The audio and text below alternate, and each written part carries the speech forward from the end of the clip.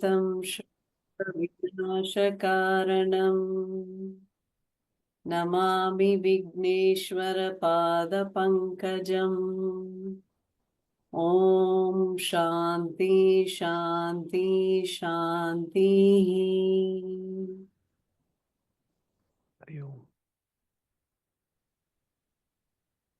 Welcome everyone to this wonderful, much awaited webinar. Before I introduce my guest, I want to talk a little bit about myself, me, Dr. Sahila, your host tonight. I'm the founder of Wellness with Sahila. I'm an internal medicine physician, living here in the US for about 15 years now. I'm also a yogi, author of many books. My specialization is chakra healing, and I spread my knowledge like this through webinars, classes, books, podcasts, and also I teach for the Hindu University of America. So as a physician trained in US, my goal is to integrate modern medicine with principles of yoga, chakras, and meditation into my practice. So I address not just the physical, but also the emotional and spiritual aspects of the illnesses. And my goal is to improve the quality of life and also promote overall well-being.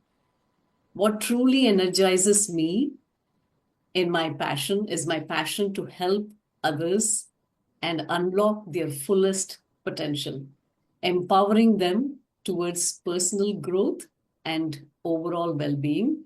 And that's what gives me immense joy and fulfillment. So with that introduction, I'm honored and excited to introduce the guest for tonight, Nikunj Trivedi ji. Namaskar. Namaskar. He is the president and co-founder for CoHNA, which is Coalition of Hindus in North America. It's a grassroots advocacy and civil rights organization dedicated for improving and understanding Hinduism in North America, safeguarding the interests of Hindu community and empowering the Hindus of today as well as the future generations.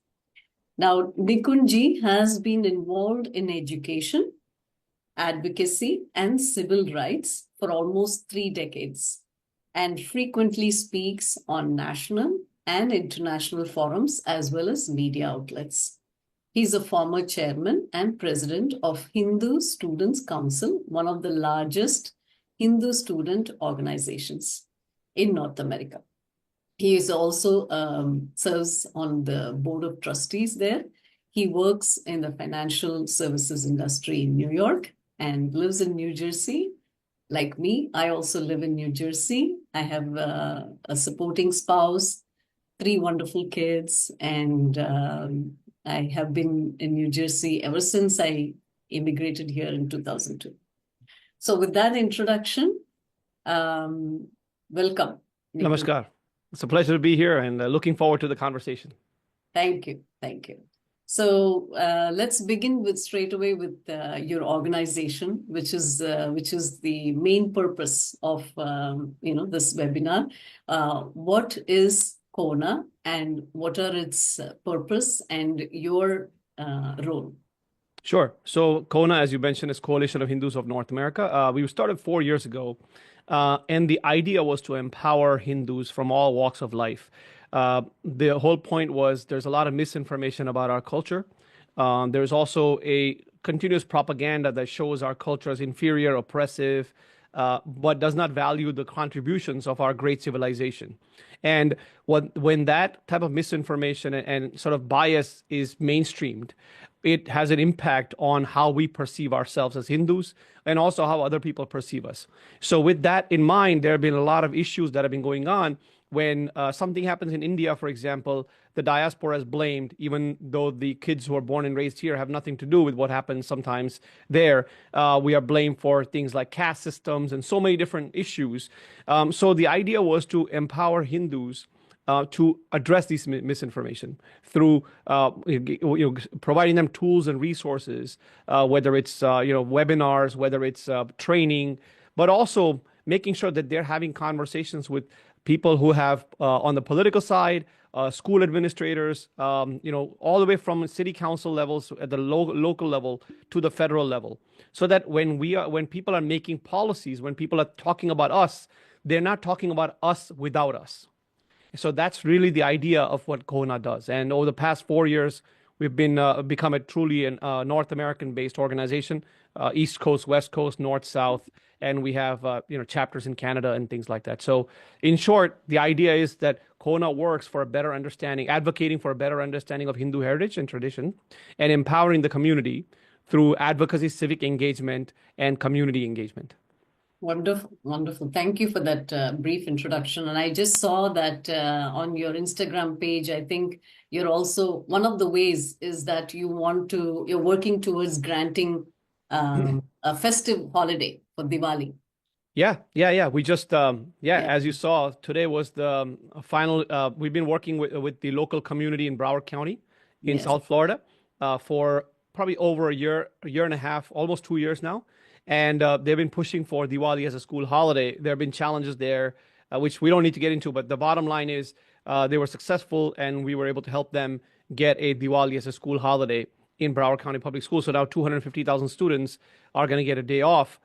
It's not called Diwali because there are certain things about separation of church and state, but the school was able to accommodate a holiday that appreciates the culture and sort of embraces diversity, equity, and inclusion. The DEI stuff in a positive way. Yeah. So that's Yeah. really very important. And we worked in New York City with various organizations to do the same, the largest school district in the entire U.S. So we've been working on these types of initiatives across the U.S. and even in Canada. Wonderful, wonderful. So nice to hear that. And also it gives a very empowered feeling even for the children here who want to celebrate the festival, right? So Correct. that is very important. So today's topic is identity crisis in today's youth. So I know a lot of parents and youngsters are here. So instead of straight away diving into identity crisis as a spiritual seeker and having been writing books on yoga and chakras, I will take just 2 minutes in explaining what is identity so that parents and youngsters can understand what this conversation is about. So there are two forms, spiritually speaking, from the Sanatan Dharma. There are two forms of identity, the primary and the secondary identity. Now, when we talk about primary identity, this is what has been predestined even before we are born. And there are 5 forms of primary identity. 1, genetic framework. 2, our physical appearance. 3, our family, the siblings, parents, grandparents. 4, birth details, place of birth, time of birth, things like that, and the name that has been given to us. Now, these 5 forms of identity are the primary identity, which is predestined, and you or me have not much choice. So what we have to do is accept primary identity with humility and also feel graceful and adopt those methods and use it to build the secondary identity. Now, the secondary identity is what most of the youth here are familiar with, which is our education, our career, and future relationships. So what is identity crisis? So identity crisis happens when there is a discrepancy between our primary identity and our secondary identity. So when we are not completely understanding our primary identity, if we are not completely accepting it, or if we are not completely in par with that, then and we are still confused and trying to understand. And then if we try to build a secondary identity without getting familiarized with the primary identity, then that is where a clash of identity happens and it leads to identity crisis. So with that introduction, I will let Nikunji share his personal story about his daughter and what kind of challenges he faced, having coming here to study, right? You came here at a much very early age. Yeah, when I was 15. Yeah. 15, yes. So if you can Right here in New Jersey. So yes, if you can share your personal story and challenges that your family faced so that, all of us can get more familiarized. no, I think the framework that you laid out, Dr. Sahila, is really, really important. I think, there are two types of things that you mentioned, right? What you are born with, let's say, things that you Yes, not really cannot control, and then what you are growing up with, right? And when those two are not in harmony, a real crisis happens. And we see this play out in so many different ways. In the Hindu community, for example, and this is who we are really focusing on. Let's say, for example, you immigrated to the US, right, as a first gen. Now you have kids who are born and raised here. So when you yes, were born, not as in you, Dr. Sala, but you as in a general Hindu coming correct. from India, let's say, or anywhere else, but let's say from India, you were born and raised in a particular place, particular time situation, and a particular upbringing. So now you have your cultural biases, you have your cultural upbringing, your understanding of the world according to that. Now you come over here, two things happen. Number one is your understanding changes. What you are in the beginning doesn't change, but your understanding changes because now you're exposed to a new culture, a new way of education, new way of a career, all those things. Now, the second part, your kids, right? Now the kids are born here. Now they have certain identity that they have, been born with, like their names, their cultural background, things like that. But they're now born in a different environment, which is the United States of America or the West versus India. So they are now starting to think about what is my identity or who am I, right? I am connected to this so-called culture of these people who are foreign, right? But I'm born and raised here. My skin is different than the other people. Like you said, right? Your physical appearance, your name, so like someone like Nikunj, my name is very different than a Jack or a John or, some kind of a name that is very mainstream in America.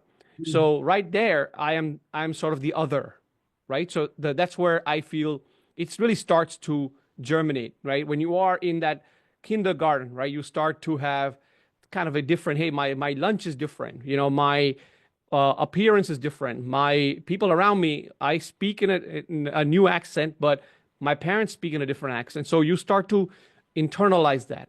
And I feel that now all of a sudden you're questioning that, do I really belong here, right? And that's in kindergarten, maybe you're not starting to see that, but sometimes, and I'll give you an example in a second with what happened with my daughter, you start to question that, hey, who am I really? And why am I like this? Why can't I be like them, right? Why do I have to be this skin color or why do I have to wear those clothes?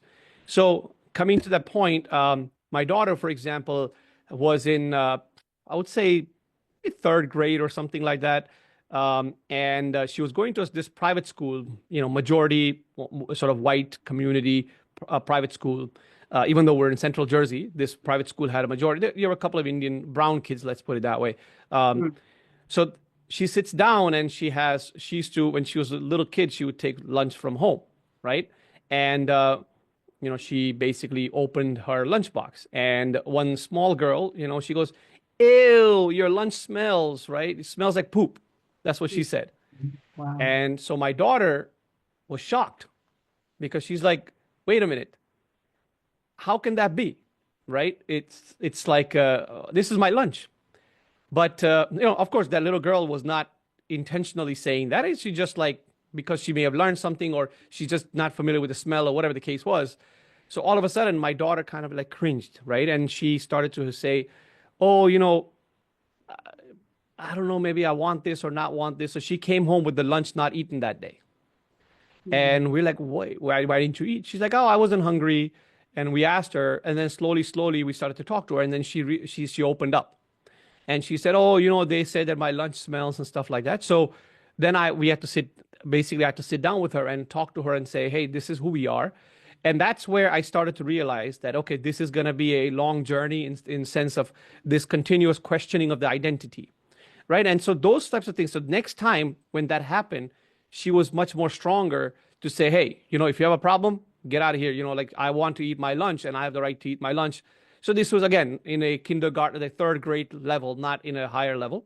So once, but the thing was, if I did not intervene at that time and I just said, oh, don't worry about it, things like that, I felt that it starts to internalize that, okay, I don't have a support system. And we'll talk about the support system afterwards. So I felt that that was the right time to intervene. And a lot of times parents tend to dismiss that because they don't want to create problems. They don't want to cause a controversy. They don't want to, oh, I don't want to show, oh, we are like, oh, what are they going to say? These teachers or these principal or whatever, what are they going to say?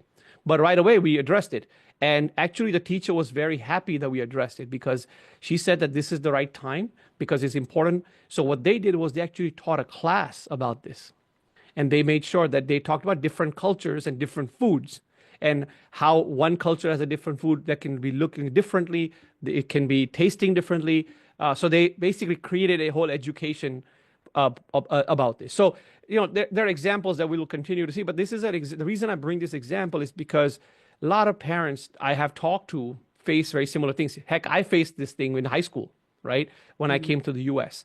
But what ends up happening is that parents do not understand the challenge of growing up in dual identities for these kids who have this Hindu slash Indian slash Caribbean, whatever background, but they're born and raised in America. So they're trying to make sure that they're also American. So their identity crisis really starts at that young age. And it's important for us to recognize as parents. But also, if we need help, we come to experts like you to say, hey, how do I deal with this, right? And this is a small example, but then I'm sure bigger examples that are with families who have faced a lot of bullying and a lot of things, which we will continue to talk. So I just thought I'll share this and start our conversation on this particular topic with this idea that identity crisis really starts at a young age. It's not something that happens. It's like I would say bottles up, right? It comes in. It's like a series of things that are happening from a very young age. And if we do not address that, we will continue to have that problem. And ultimately, it boils over into something much bigger, psychological issues, mental health issues, so many different things. Yes, yes. Thank you, Nikunji, for sharing that really heartbreaking story, especially at that tender age for your daughter. How is she dealing with this now? Is she much more comfortable? Yes, yes. She's a lot different now. Yeah, of course, she's 13 now. So, that was many years ago. But over the years, like she's learned to kind of counter that, deal with it. She could care less what other people think now, because she has become a lot more confident in who she is. And plus, she loves food, home cooked Indian food or whatever you want to say, certain types of food. So she's like, Yes, I don't care what you think, this is my food. So that yes. happens too. But I think it's also important. And this is just about food, right? The other part you also find is questioning of your identity, like, ew, why do you have that stop sign on your head, right? Yes, Things like that, or why do you have funny gods and goddesses, right? There's so many different questions that come to kids. And I'll share my example, which many people in CoHNA know that I share many times on public forums. So I came here when I was 15 years old. Okay, here's a guy who was born and raised in India, comes here, sits in a American classroom, and this girl turns around and says, "Do you eat monkey brains for breakfast?" Okay, I'm like, "Did I? What are you talking about?" Right? So she goes again next day, "Do you eat monkey brains for breakfast?" Now, I'm like, I don't eat any brains, obviously. I'm a vegetarian, but I started to question why she's asking that, why she keeps saying that. And then I realized that she was actually bullying me in a way. Like she was making fun of me for who I am, and she's like talking about this monkey brain stuff. And I'm like, but why specifically monkey brains? And if you know the Indiana Jones movie, so there was in English class in a break time they were showing us movies, and they saw a shot that we saw the Indiana Jones movie, and here's the shot of everybody sitting on the table eating monkey brains. And so that's when I realized that this girl is actually referring to that episode, and she's projecting that about all Hindus and all Indians in that sense that these people are crazy. They have weird gods and goddesses. They're eating monkey brains and things like that. So but the thing was, if I did not have a support system, if I did not have a good network of people around me, my family, I wasn't confident in my Hindu identity. In a way, even I was shaken up, right? I mean, this is coming from like a foreign culture per se, but what I realize is there are a lot of kids who don't say anything. They Mm. internalize it, right? So it's like they go home, live a different, they live a different life, right? The five things that you mentioned is what they live at home. Their family, their name, and then when they go to school, they live a different identity, one that is sort of not, they're not comfortable with the one what they're born with, or very uncomfortable. So they'll just say, no, no, no, I'm not really this. I'm not really Hindu. I'm atheist. Like they'll there's this identity crisis of being atheist nowadays, which we can also discuss. But the reason I'm saying that is because what you pointed earlier, Dr. Sahila, that these two identities often clash with each other, right? And when they're not in harmony is when you start to have real psychological problems. And so I thought I'll share this example with you as well. Thank you. Thank you for sharing this, Nikunji. So let's, for the purpose of letting the people understand what happens when identity crisis occurs, because the children are now going to say, I'm having identity crisis. They're Yes. going to express this in different forms of distress. The most common thing that I have seen that they present with is altered identity. Like you said, right? They will say, I'm atheist, I'm this, or some clan, some altered form of identity, or going into a cocoon, depression, because they're not able to express, anxiety, insomnia, confusion, uh, staying aloof from the parents and family because they feel as if they are embarrassed, to associate themselves with their family members. So these are all very serious issues for the family and for the siblings and parents to deal with. And they if they don't know these things exist in schools and colleges, the parents are blanked out. They're like, what went wrong with my kid? Why is she or he, who's so smart, getting very good grades, and suddenly behaves very off, aloof? So these are the things, are warning signs for parents here to look out for. So these are something that you have to watch out for, talk with them, teach them these values. I keep harping on these with my kids. I have three teenage kids, and they get so tired of me talking about these again and again. In fact, I've made them, all of them, to sit in their room and listen to this webinar, because it is so important that even though they hear it from me, when they hear it from Nikunji, it might register very differently, because you come from a more experienced background here, how you faced high school, colleges. It's more personal, So I wanted them to listen to you. So thank you Of for course. sharing this.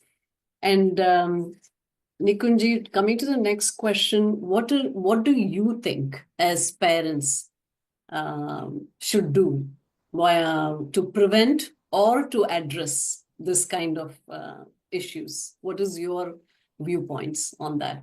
Yeah, no, I think I'm really happy that you laid out the symptoms. I think, before I go in, why don't you repeat the symptoms? Because I think Yes. it'll be really, as a doctor, it's very important for you to give us what are the symptoms of something like this? So they always come out with some fancy form of identity, like you said, atheist or some clan. They will join some clan, or they will be confused. They will stay aloof. Depression, signs of depression, anxiety. Not they get very nervous very easily when because they always anticipate something bad is going to happen or somebody is going to say something about their food or their dress or their name or something. And insomnia, not able to sleep. So these are all some of the warning signs for, for people, for parents, especially, to look out for. Yeah, no, thank you for sharing that. And I agree with you because I've been working with students for many, many years. Like I was involved in Hindu Students Council, I still am. And I also sometimes, when I was meeting with students, you'll have these conversations. And you're right, to be very honest, like with all the stuff that I do, my daughter herself may not listen to me as much as she may listen to you, because it's like not dad saying this, right? So it's always Yes. there. So I tell parents that, look, first thing is you need to observe, as you said, observe those symptoms, right, from the beginning. Is your child all of a sudden, it was happy-go-lucky, was excelling in academics, all of a sudden starting to go down, right? Number one, is Yes. he or she staying aloof, wants to be always, and teenagers tend to, or like other kids tend to, of course they want their space, no doubt about that. But at the same time, are they spending too much time in their room, just like doing nothing or just sitting around? Has their creativity gone down? Do you see less smiles on their face? All of those things, I agree with you. And so I tell parents, first of all, you need to continue to monitor that, right? Number one. But I also think that conversations need to happen. Don't avoid it, because a lot of times kids come to me, right? A lot of kids have come to me. They're like, you know what? My parents don't want to have this conversation with me because they just tell me to go and study. They're like, oh, forget about all this stuff. You need to focus on your academics and things like that. So there's a vacuum, right? And if you don't fill your love and your understanding and your dialogues and conversations into that vacuum, unfortunately, anti-Hindu propaganda or garbage is going to be filled into that. And we have seen that. So a good example is, many times there's a conversation happening in school curriculum. They talk about India in a certain way. They'll bring up caste system. They'll bring up all these things to show a negative portrayal of our culture. So when kids come home, sometimes they don't even want to talk about it. And parents have no clue because they're like, oh, yeah, he's doing good in math. He's doing good in science.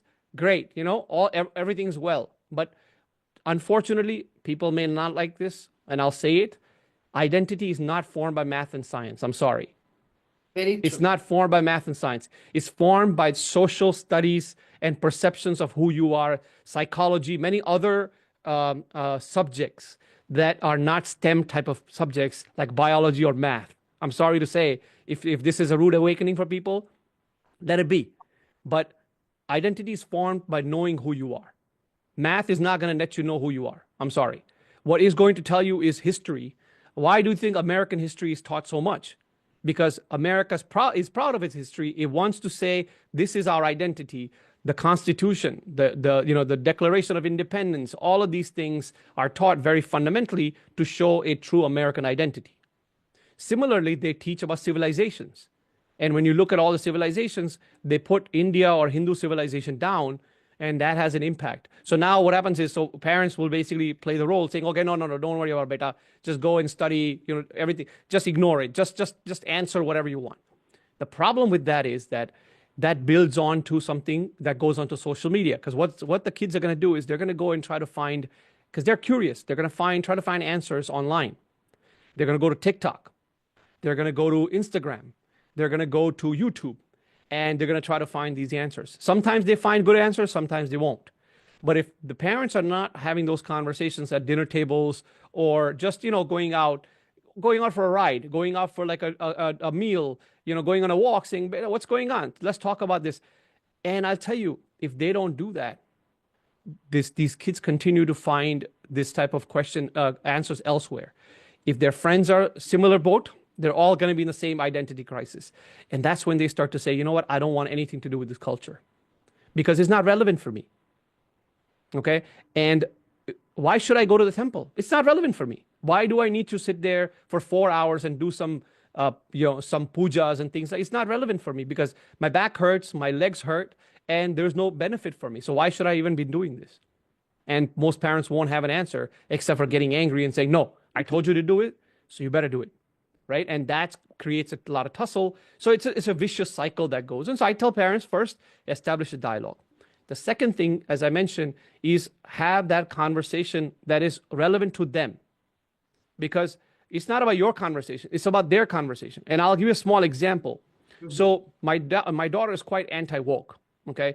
She has, for some reason, she has developed this idea that, there's a lot of things that are going on that are not right in terms of how different things are talked about in the mainstream and everything like that. And it could be because of conversations we've been having. So now what happens is when I want to have a conversation with her, I bring up some of these topics and it fires her up because it's like, okay, a conversation that's relevant for her. And then I start to insert conversations around what's going on with Hindus around the world, whether there's Bangladesh, for example, this human rights issue that happened in Bangladesh, how that impacts us, why this is important. So sometimes you have to mix conversations, right? And my cousin actually, kudos to him, he actually did it with football, right? They just kind of had a conversation with just football, playing around, talking, watching the Giants game or whatever games they're watching. And in the middle of it, he'll bring up something. Hey, did you know this happened in Kashmir? Or, this is something that happened. You're like, oh, what? So there's that, you're going down their level playing field, what they're interested in. And then you're having a conversation. You cannot be sitting on your chair and your pedestal and having that conversation from your level. You have to come down to their level, literally to their level. And it could be at the kindergarten level or at the college level. And you have to also understand to build that trust is really, really critical. So that comes back to the point that you mentioned, Dr. Sahila, about the fact that these two identities coming together have to, now I know we talked about this before, so let's come back to the point that you had mentioned, like how do you firm that identity that you cannot control, right? How do you come back to that? So the 5 things that you mentioned, how do you kind of harmonize with what you learn? What are some of the practices that you talk to parents about in terms of like, yoga, meditation, all the stuff that we were talking about earlier? Maybe you want to talk about that a little bit. Yeah. So Sean, can we show a little bit about our programs? So for the viewers here, so I'm starting this Brahma Muhurtam challenge. So as many of you know, Brahma Muhurtam is the time period which is 1.5 hours before sunrise and ends 45 minutes before sunrise, and it's considered to be an ideal time for practicing any kind of spiritual practice, whether it's yoga, meditation, journaling, book reading. And it's supposed to be, even in scientifically, when you map the alertness level, the peak alertness, scientifically speaking, so reaches at the time of Brahma Muhurtam.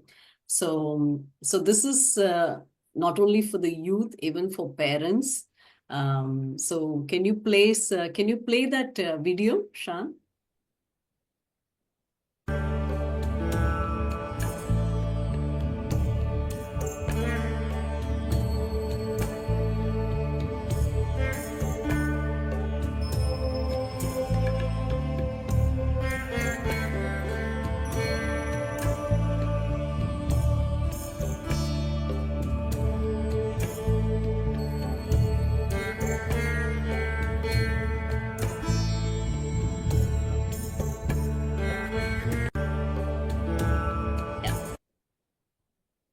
Nice. Yeah. So can you also show the slide what it includes? So what I try to do is, I give a lot of perks so that people are motivated to not only get up early, but also I provide them books, podcasts, and additional yoga sessions. So all these are offered. So this is something that will be useful to start 2025 in a spiritual manner, not only for your personal success, but for your professional success as well. And majority of the successful people today, whether it is Indra Nooyi or even who's that? Jeff Bezos and people like that, they also talk about mudras. There's a lot of videos that are circulating. The latest chess champion, Dukesh, all these people talk about how spirituality has helped them succeed, how spirituality helps them connect with the outer cosmos, with their inner cosmos, how meditation helps them develop confidence and help them understand their inner self, particularly the chakra meditation. So all the primary identity that I was describing, the 5 forms, they come from the first chakra, Mooladhara chakra.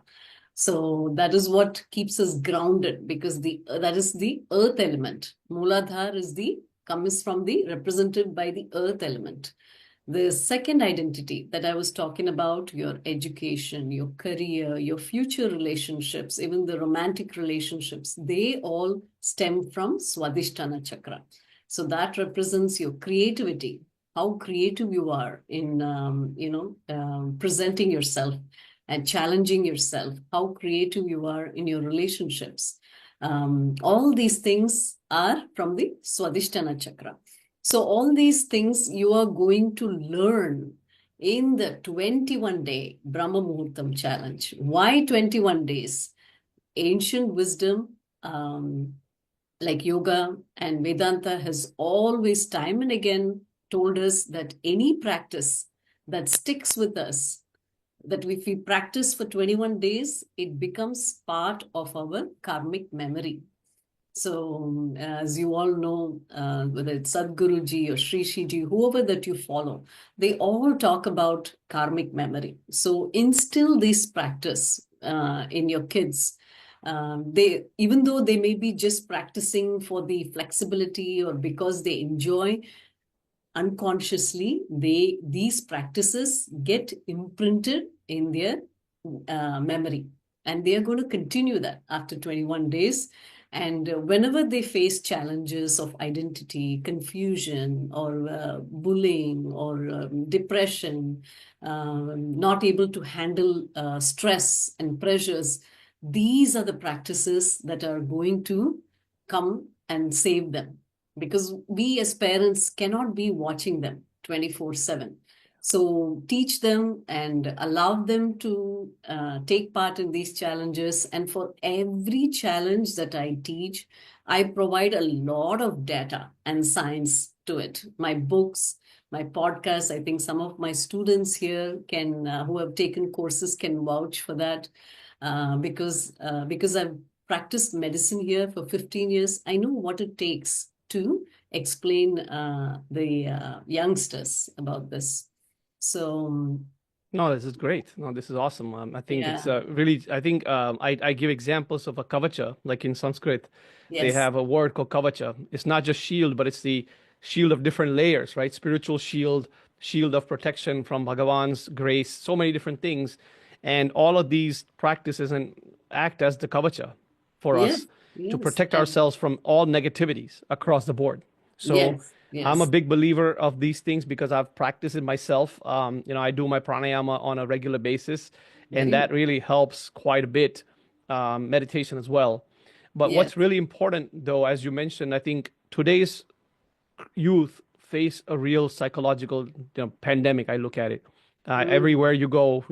Different people, even adults. But so these practices. Why do you think a multi-billion-dollar CEO, right, takes up something like this, right? Because there is benefit behind it.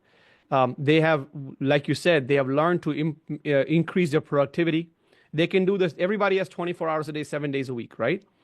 CEO, the president of the United States are no different than any other human being. They don't, Bhagavan doesn't give them 48 hours a day. It doesn't happen.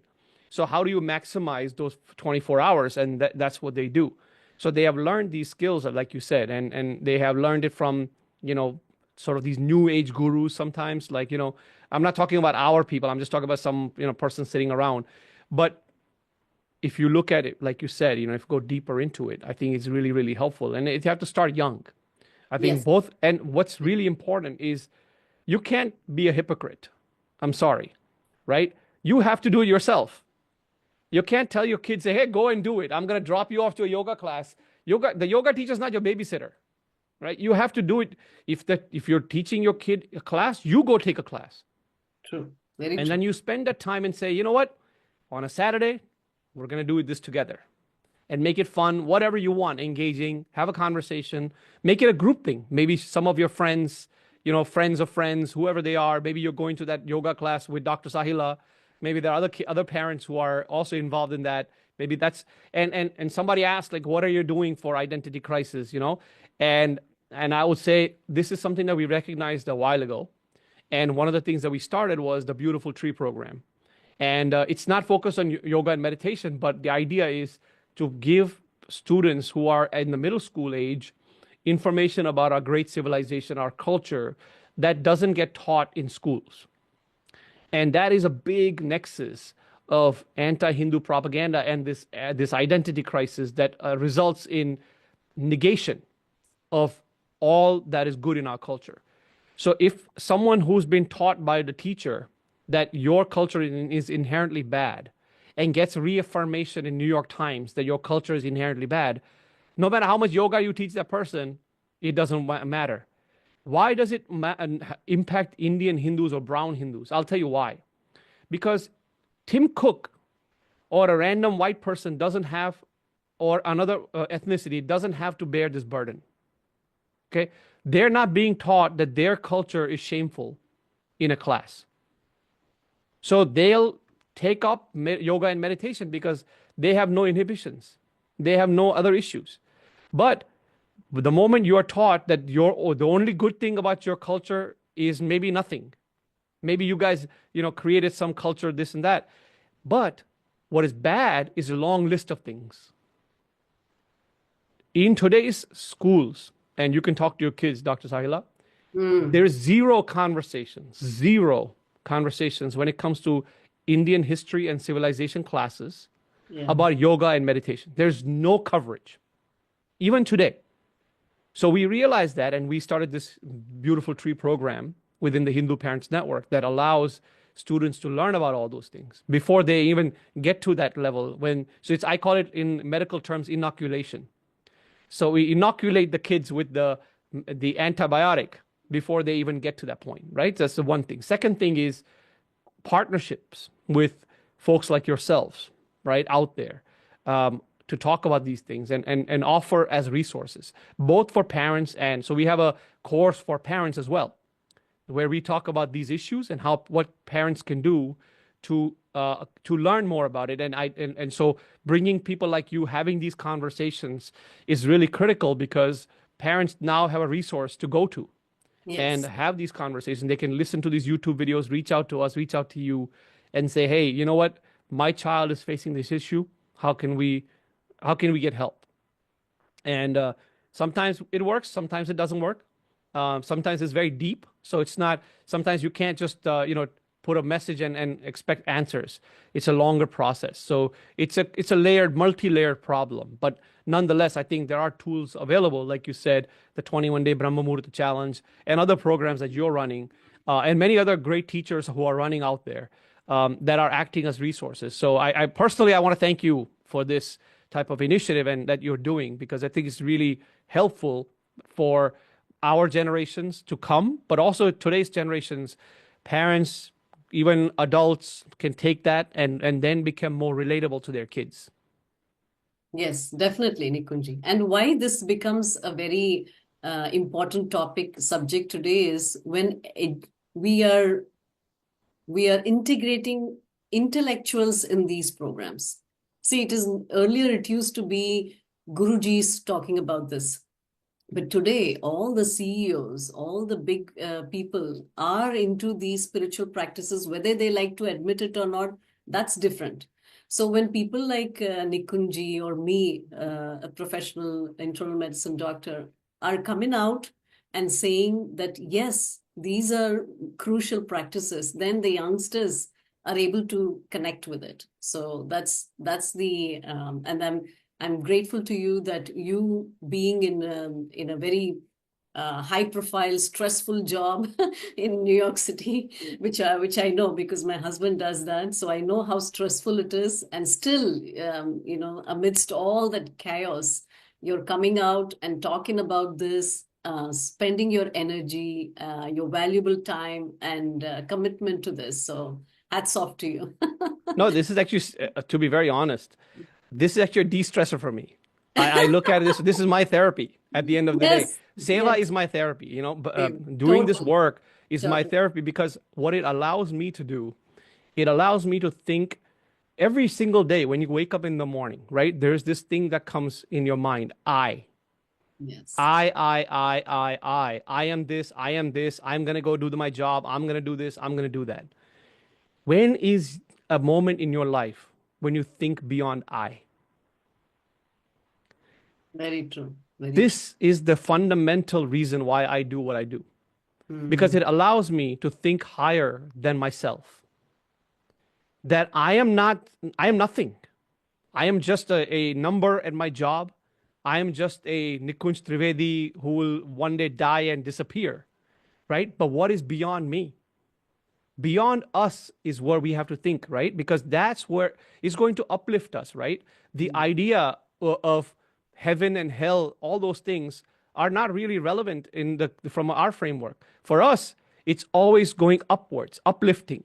Uplifting is towards higher consciousness, higher reality. And for me, this becomes a sadhana that allows me to say, you know what? I am serving our community, our dharma, and that is higher than me. This ego that I have, ahamkara that I have, that I don't matter at the end of the day.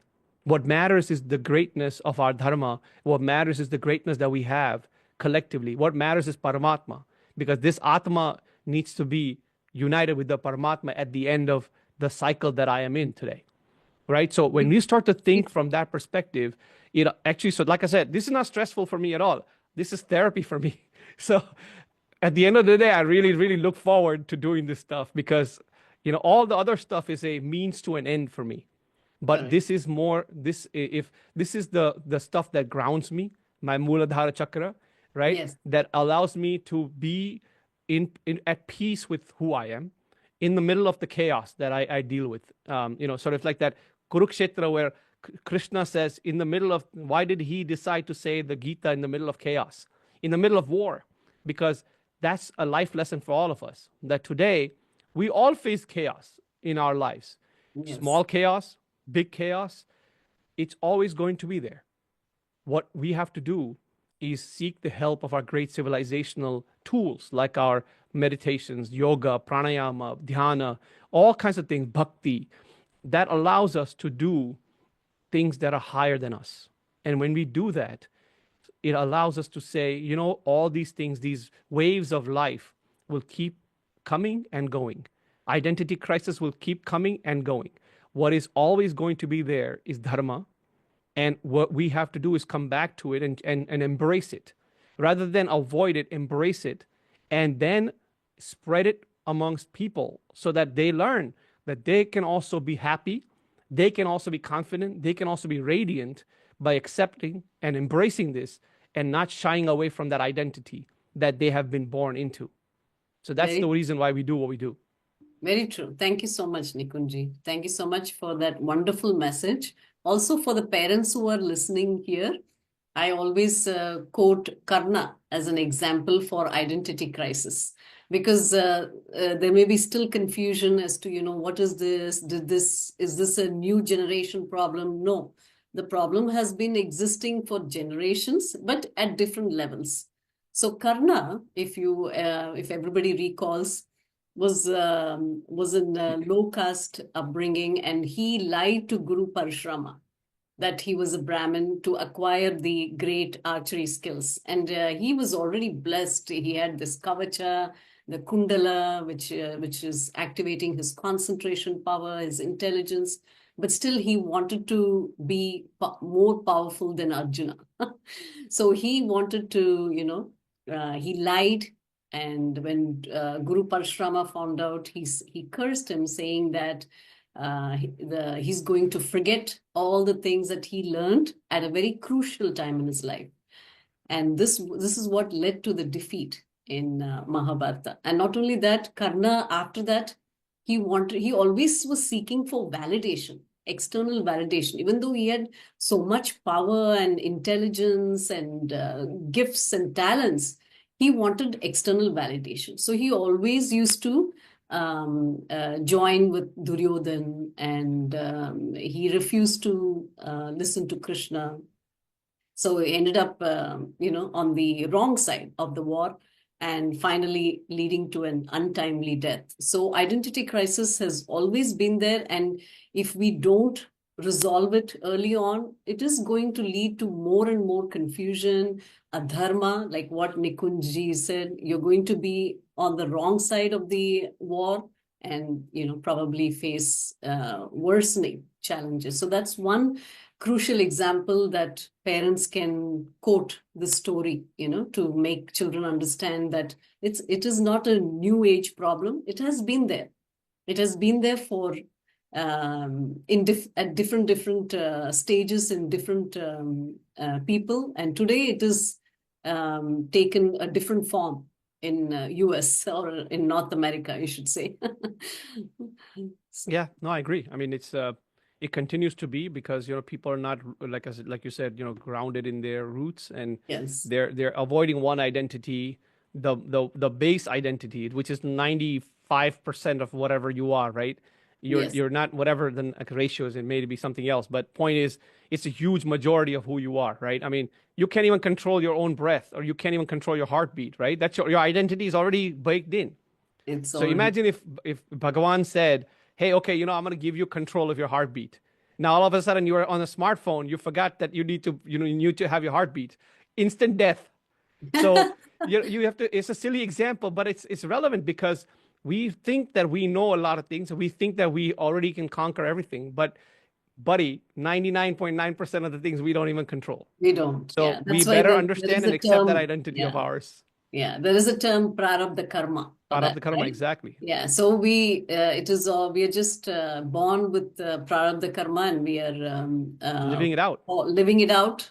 And what we live is going to, how we decide to live today will determine our future, and hopefully we can live that with more clarity, more focus, and less of confusion. So that is the Yeah. goal of this webinar. Let's see, Sean, are there any questions anybody is asking for me or Nikunji? I'm not. Sahila ji, this Yes, is yes, Neelam. yes, You know me, right? yes, yes, Neil. So Nikunji is it's also a very, physician yeah, and it is very one. interesting topic. The identity crisis is a big problem here, especially when they go to college and the youth or youth are Yes. Yes. studying. So, I mean, one of my family member has a crisis about height and all that, short height. So, how do like my other kids are tall and then this one is short, and he has a crisis. He keeps saying that people don't like me because I'm short, and he's here listening to. So, what can you tell him about that? So a short meaning The height. compared to, yeah, I understand. But short is like compared to what, right? If you So compare that's the to primary. That is also primary identity, right? a primary identity, right? You See, cannot change, you, right? you have to accept it, and it is only relative, right? If I compare myself to somebody else taller, then I'm going to feel short. But if I see somebody 5 feet, then I'll feel like I'm taller. So it's a very relative thing, right? So how can you satisfy, or in other words, how tall can you be to be happy, right? There is there is no limit to it. It's like saying how rich you want to be happy. There is no answer to these things, because these are all as we were discussing, is prarabdha karma, and all these have been set for us before we are born. So we have to accept it humbly, whether it's our height, whether it's our color of the skin. A lot of people have that. I'm not fair enough. Yes, I'm I, some yeah, people. my nose is very big. My eyes are very small. So Yep. yeah, these things, there is no end to it. Where can we start? My hair is short. I don't have hair on the head. Yeah. There is like endless list of physical appearances that, God has made us all beautiful, unique, and we just have to highlight the positive things we have. And things are going to come to me. If I know I'm beautiful from inside, I don't need a validation from 10 people telling me how beautiful you are or how tall you are, right? So it has to come from me, from within me. Yeah. Thank you. And then my question to Nikunj is, Mhm. that was beautifully explained everything, and it's very interesting. Did we lose her? Yeah, I think, is she on mute? Okay.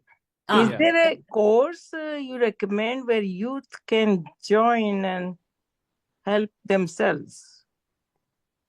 A self-help course, you're saying? Yeah. I mean, they can like they're lost about the culture and all that, right? So is there Yeah. a course your organization is offering? Yep. There are And multiple places. So yeah, it depends on the age group. So uh-huh.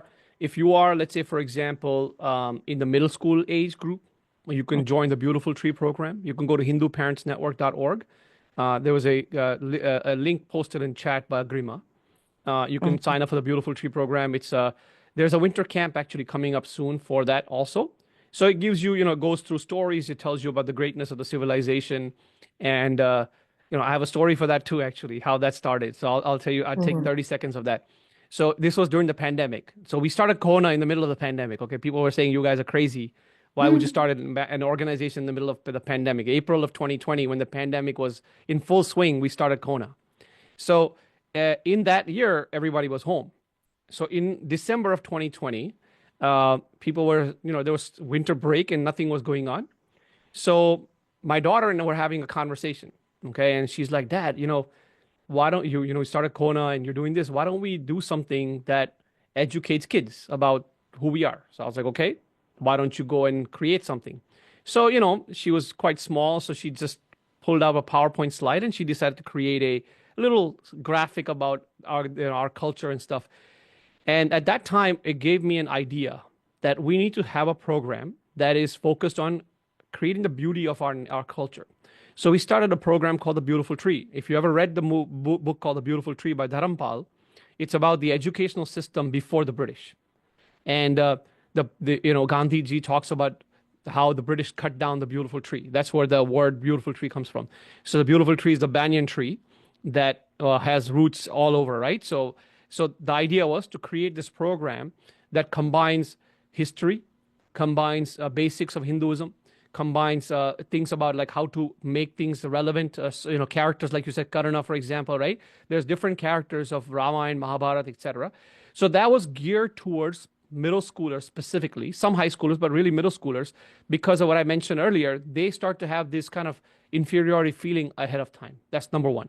The second thing is um, for the adults, we have Hindu Students Council. So if your son or daughter, if your child is in college or in high school, encourage them to start a Hindu Students Council, or they can join CoHNA Youth Action Network Cyan. But it's mainly for people who are interested in advocacy. But if your kids are interested in celebrating our festival, celebrating our culture, if they should join a Hindu Students Council on college campus, they can also join it in high schools. There's also Hindu Yuva that's out there. So if there's no HSC on campus, maybe there's a Hindu Yuva.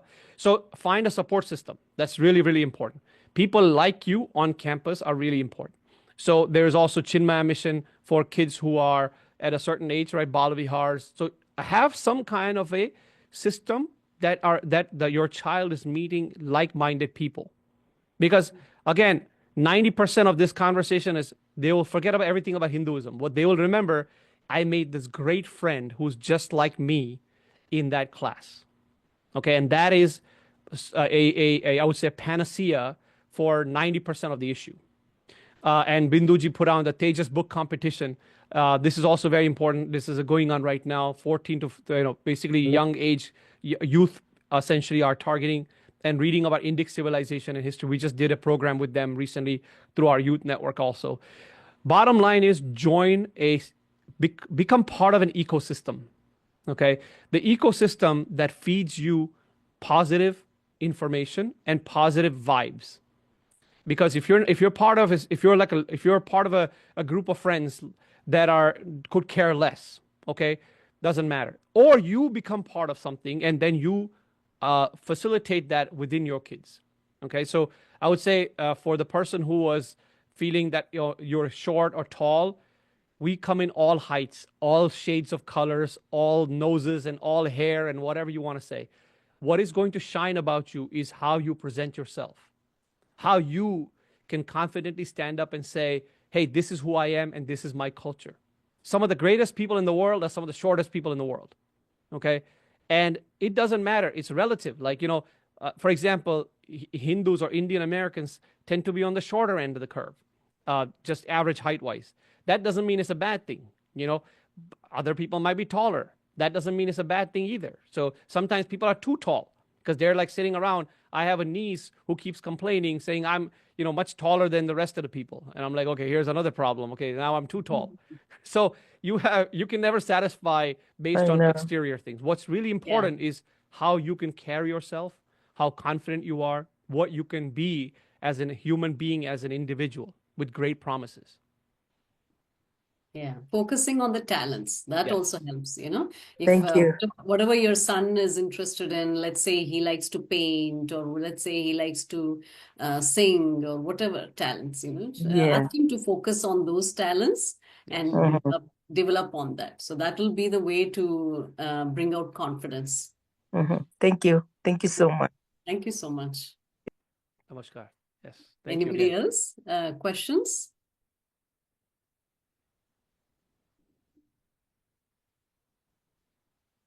I wanted to thank both of you for such a wonderful, very structured webinar where you addressed both sides, the experience and the solution.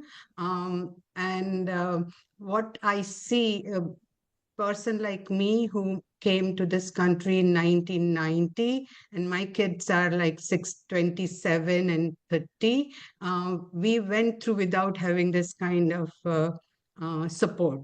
So now I give my time to my local young parents who are facing this problem.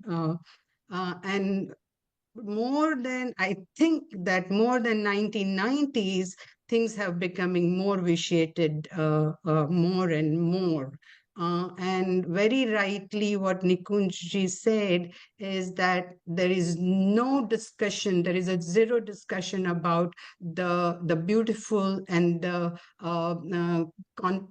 major contribution from this civilization, which is the oldest civilization. So I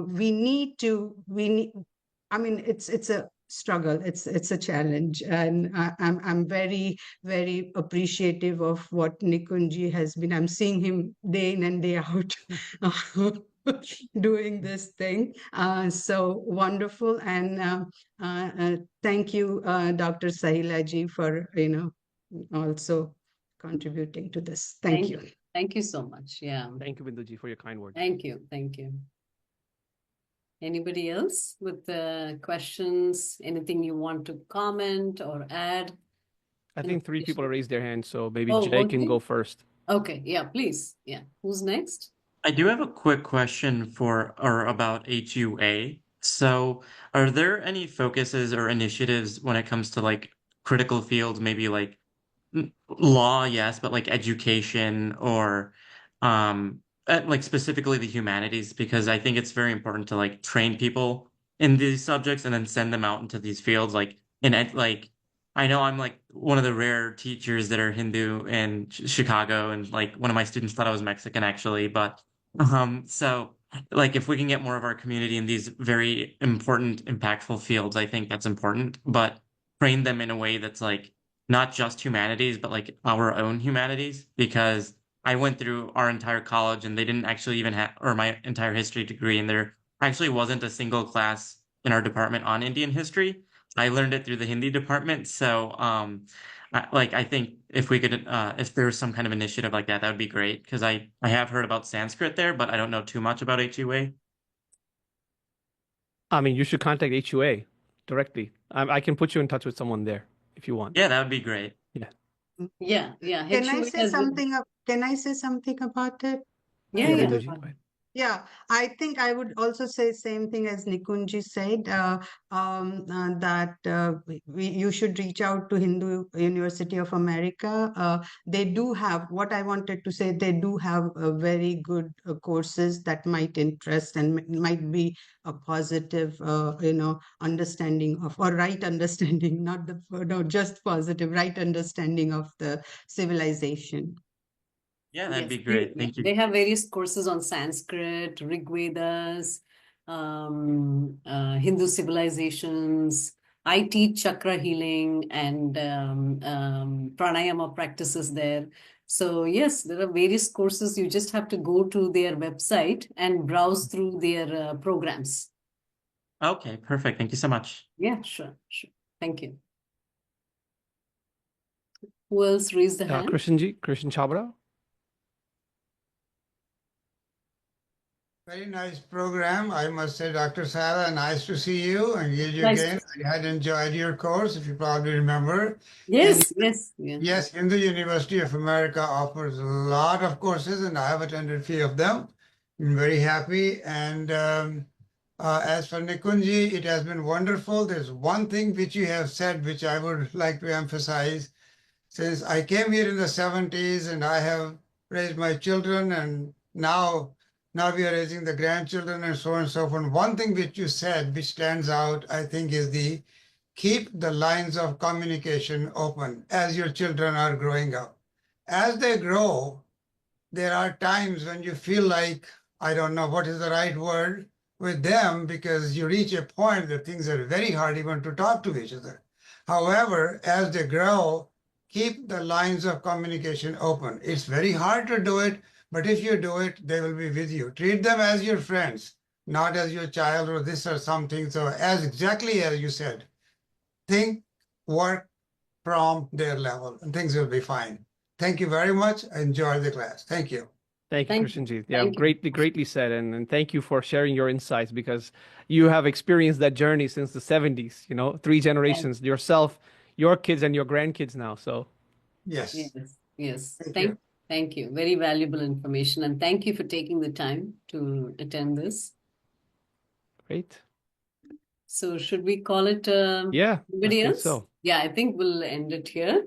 The recording will be posted if anybody wants to share it with your families, neighbors, friends.